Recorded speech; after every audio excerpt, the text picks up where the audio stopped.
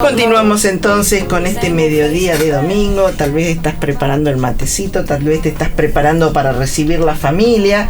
Capaz que los peques ya se fueron y te dejaron toda la casa desordenada. Bueno, de eso se trata los domingos, de disfrutar el tiempo de uno. Y hablando de tiempo, hemos sido testigos, tal vez sin querer, de algo que ha sido un hito histórico. Todos estos días veníamos hablando de misiones espaciales, de la misión Artemis II, Orion, que está buscando el regreso del hombre a la Luna, con volver a la Luna después de 50 años.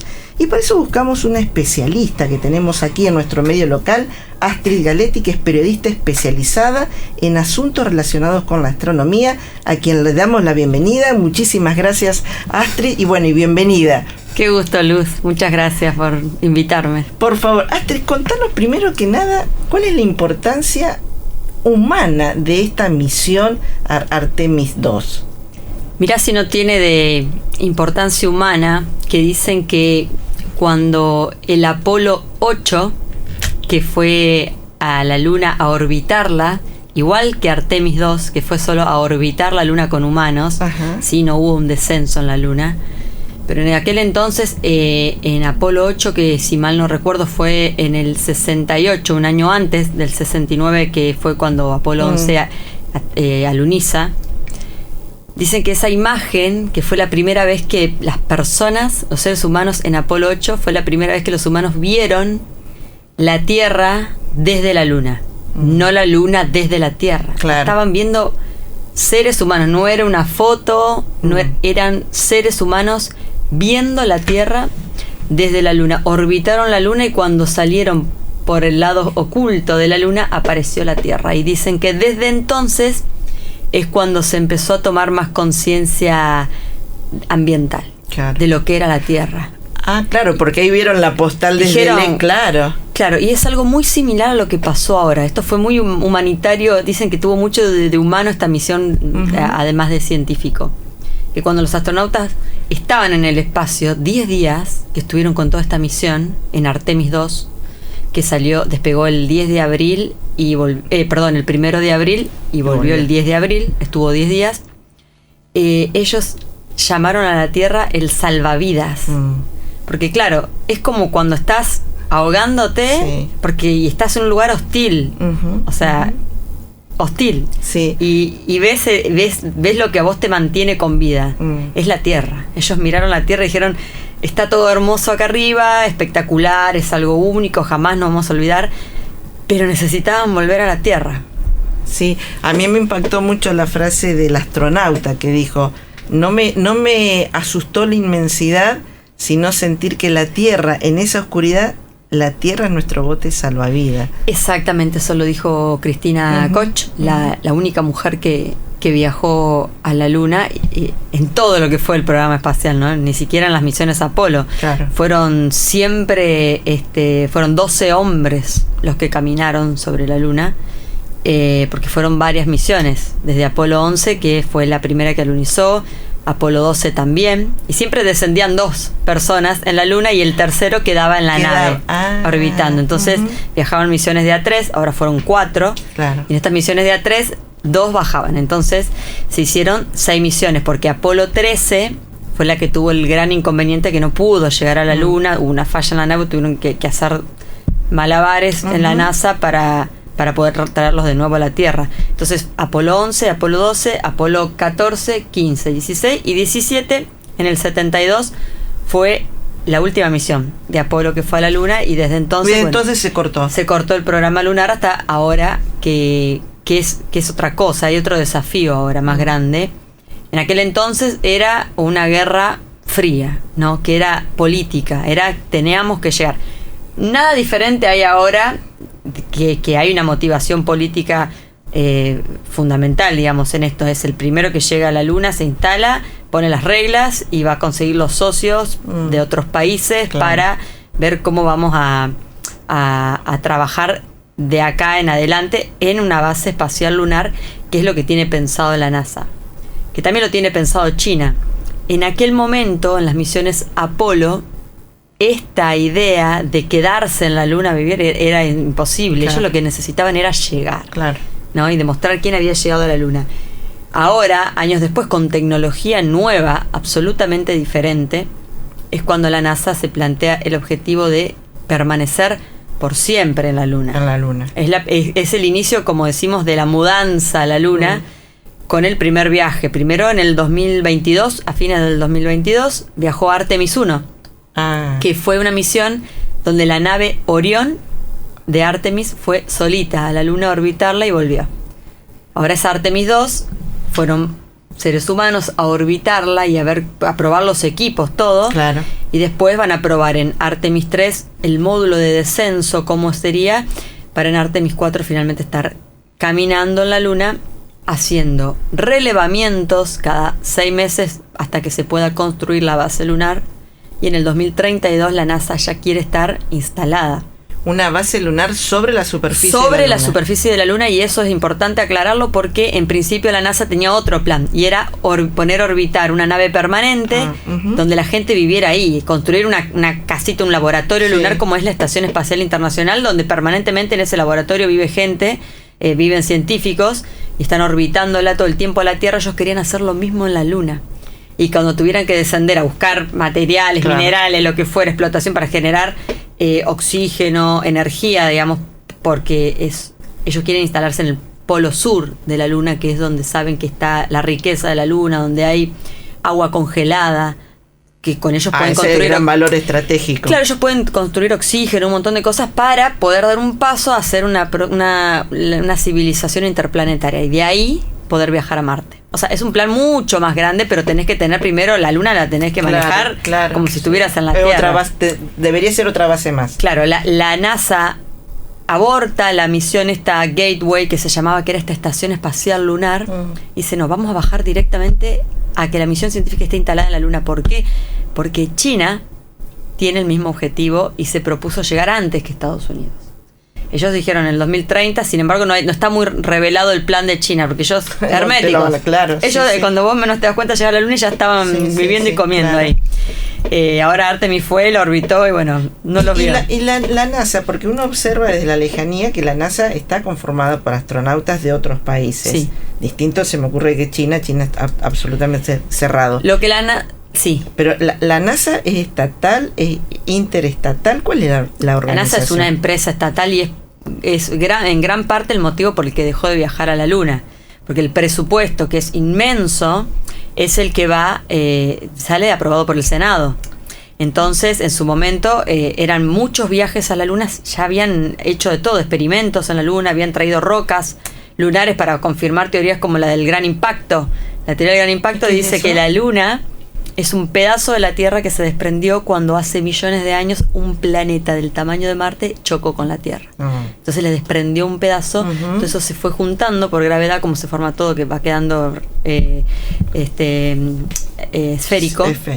Y finalmente dicen la Luna sería un desprendimiento de la Tierra, lo cual era un experimento. Necesitamos traer composición lunar para poder probar entre ellos, digo, cómo se construyó el sistema solar, cómo se hizo. Saber que la Luna es parte de la Tierra, necesitábamos ir a la Luna. Bueno, y muchos otros experimentos, colocaron espejos y un montón de otras cosas para largar haces de luces que vayan y vuelvan, medir distancias. Hicieron muchos experimentos, pero hasta ahí se quedaban. Claro. Ahora, la idea, con el progreso de los años, hubo empresas privadas, sobre todo muy importante, que van sponsorizando. Exactamente, que fue SpaceX, por ejemplo, fue una. Elon Musk, que era un empresario que tenía de todo un poco, que fue el creador de PayPal. Él empezó con estos pagos electrónicos que hoy tenemos, fue el creador hace un montón de años, y sin embargo, él dijo, no quiero nada, vendo todo, yo me dedico a la empresa espacial. Entonces, él puso todos sus recursos para poder llegar él al espacio privado. Entonces la NASA, que dijo, es un socio comercial. Como los estados llaman licitación, y se presentan y ven todos a ver quién es quién tiene la mejor propuesta, que le convenga a la empresa esta del Estado, la Administración Nacional del Estado, que se llama la NASA, para poder, por ejemplo, descender en la Luna. El módulo de descenso lunar, o sea, lo que va a hacer que la nave apenas llegue a la Luna baje una escalerita, que los haga descender, todo ese sistema lo va a construir un privado.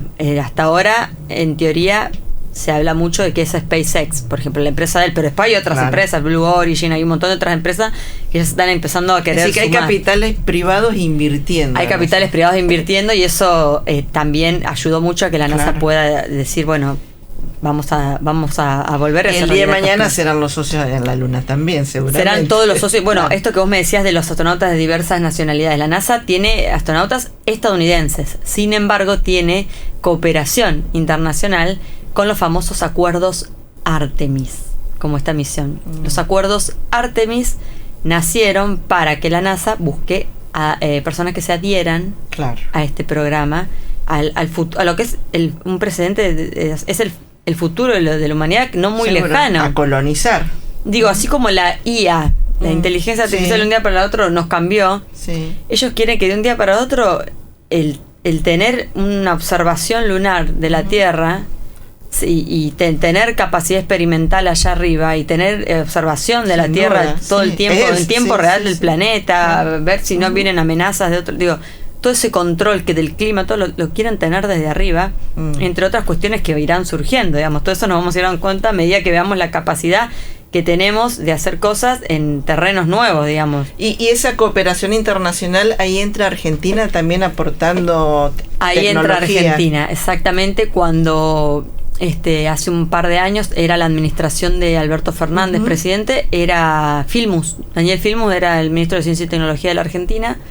Fue en ese momento en el que el administrador de la NASA de aquel entonces viajó a la Argentina para conocer cómo trabajábamos nosotros, para conocer el INVAP, para conocer la CONAE, para conocer cómo se venía trabajando en Bariloche, que ahí tenemos donde ensamblamos satélites y demás.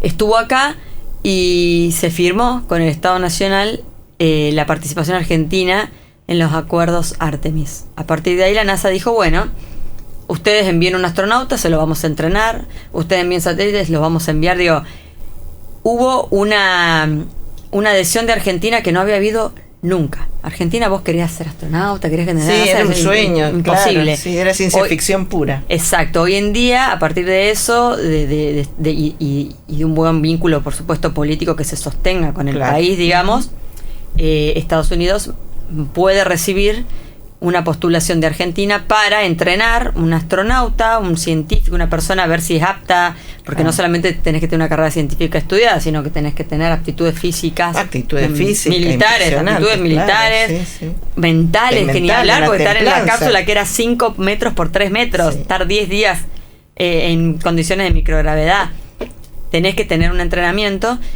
y poder así, por ejemplo, llevar un astronauta argentino a la Estación Espacial Internacional, por ejemplo. ¿Y esa es la astronauta salteña argentina que se está entrenando? Ella se postula.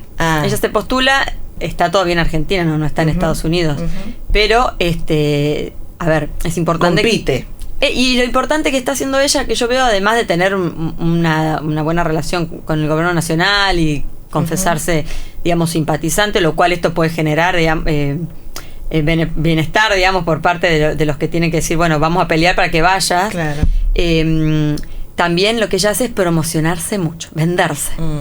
Yo voy a hacer esto, yo voy a hacer lo otro. Digo, también es importante que alguien trabaje por el perfil, porque si vos estás sentado con todas las capacidades quietita esperando que te llamen, necesitas un agente publicitario, una persona, claro, que se instale, digamos, en la discusión y diga, yo tengo todas estas capacidades, que se venda, y ha conseguido sponsor, digamos, personas que la respalden. Y jovencita. Y es jovencita y demás. Lo que no significa que no haya alguna otra persona que Argentina pueda querer postular, por supuesto, pero lo importante es eso, la iniciativa, que no quedarnos en un papel que firmamos acuerdos Artemis y después ya está, ¿no? Y bueno, y como parte de este acuerdo, en la misión esta que Artemis 2, que volvía con seres humanos a la Luna, desde el Apolo 8 que habíamos orbitado, que te comentaba que fue que salió el otro día, la NASA dijo, bueno, tenemos un espacio en el cohete y la nave, en el cohete más que nada, de carga secundaria. Es decir, acá podemos meter unos satélites chiquitos, los CubeSat que se llama, que son tamaños de una caja de zapatos. Sí. Podemos meterlos acá y aprovechamos ya que despegamos y los dejamos por la órbita para que ustedes hagan sus propios experimentos. Buenísimo. Argentina se postuló en una decena de países de todo el mundo Y la NASA dijo, bueno, voy a llevar un satélite de Arabia Saudita, voy a llevar uno de Alemania, voy a llevar uno de Corea del Sur y voy a llevar uno de Argentina. Y Argentina fue elegida por la NASA para poder, en el regreso a la Luna de nosotros, poder llevar la carga secundaria que era nuestro satélite, que lo encabezó la CONAE. Emitió muchísima información. Claro, fue el satélite de la comisión liderado por la Comisión Nacional de Actividades Espaciales que tiene Argentina, que es como nuestra NASA, digamos, nuestra agencia espacial. Y por supuesto con participación de los privados, Universidad de La Plata, la UBA, todo, ¿sí? Empresas privadas que también participan, que tienen desarrollos tecnológicos espaciales. Cuando el satélite, bueno, a fines del año pasado, los científicos argentinos fueron a Estados Unidos, a Cabo Cañaveral, llevaron el satélite. Bueno, después regresó la misión y el 1 de abril despegó el cohete de la NASA con humanos a la Luna y a 70.000 kilómetros de altura, es decir, unas 5 horas después de haber despegado. El cohete despegó aproximadamente a las 7 de la tarde, 7 y media, 19:30 por ahí. Cerca de las 12 de la noche, el satélite argentino fue dejado en órbita, o sea, es como que se abre mientras va saliendo de la nave, se desprende y los va soltando según los objetivos. A 70.000 kilómetros de altura, la NASA dejó el satélite Atenea, ¿sí? Este satélite argentino, lo dejó ahí y al ratito empezó a emitir desde una estación espacial que hay en La Plata, acá en Argentina, una mesita, unas computadoras argentinas, los científicos esperando la señal y el satélite dijo hola. Dijo, exactamente. Y fue un momento muy emocionante para la ciencia argentina porque yo veo, eran unas computadoras ahí, los científicos esperando, habiendo conectado el satélite, probando a ver. Qué emoción. Y qué orgullo. Y qué orgullo. Y fue uno de los 4 satélites que se enviaron, solo el de Argentina y el de Arabia respondieron. El de Alemania, el de Corea del Sur. Qué orgullo. No hubo señales. En la Argentina nos salimos destaparon un champán, los chicos, todos los científicos. No. Astrid, yo para ir cerrando, pero me quedaba a mí esta duda, que por qué todas las naves, las cápsulas, las acciones tienen nombre griego. Apolo, Atenea, Orión. ¿Hay alguna razón de eso? La mística entiendo que es la mística de la NASA, de la ciencia, incluso también acá en Argentina. Apolo, la hermana de Apolo, se llamaba Artemisa. Entonces digo, la NASA eligió Artemis, que es Artemisa en inglés, para continuar con las misiones Apolo. Es decir, Artemisa es la hermana de Apolo. Entonces todo tiene como un sentido. De hecho, todos los planetas, toda la mística espacial en realidad tiene, esto viene desde tiempos remotos de la sociedad. Digo, las estrellas, las constelaciones. Claro, antes eran todas, porque todo esto viene, todo tiene ya una mística que tiene miles de años de historia. Claro. Las constelaciones del cielo, el zodíaco, es todo así. Y la constelación del Cazador, que se llama Orión, que son las 3 Marías que vemos en el cielo, si nos ponemos a hacer la figura con las estrellas, es un cazador, y el cinturón de Orión, del cazador, son las 3 estrellas. Busquen en internet, entren en Google, pongan el cinturón de Orión, el cazador, y son las 3 y van a ver Marías. cómo se forman con la estrella. Y el cinturón del cazador son las 3 Marías. Qué fantástico. Orión era ese guerrero, digamos, tan fuerte y tan importante en la mitología. Y la cápsula de Artemis se llama Orión. Digo, ellos van eligiendo todos los nombres en función de eso, digamos. Es lindo. Súper interesante. ¿Qué se te dio por esto del periodismo y la astronomía? ¿Cómo? La astronomía fue siempre una ilusión, ¿no? De chica. Fue un hobby. Lo hice, fue siempre autodidacta. Esto de aprender el periodismo, yo estudié comunicación social, la licenciatura en Entre Ríos. Pero yo siempre decía, bueno, donde a mí me den espacio para poder dedicarme a esta especialización, más allá que siempre fui periodista del breaking news, digo, como hacemos todos,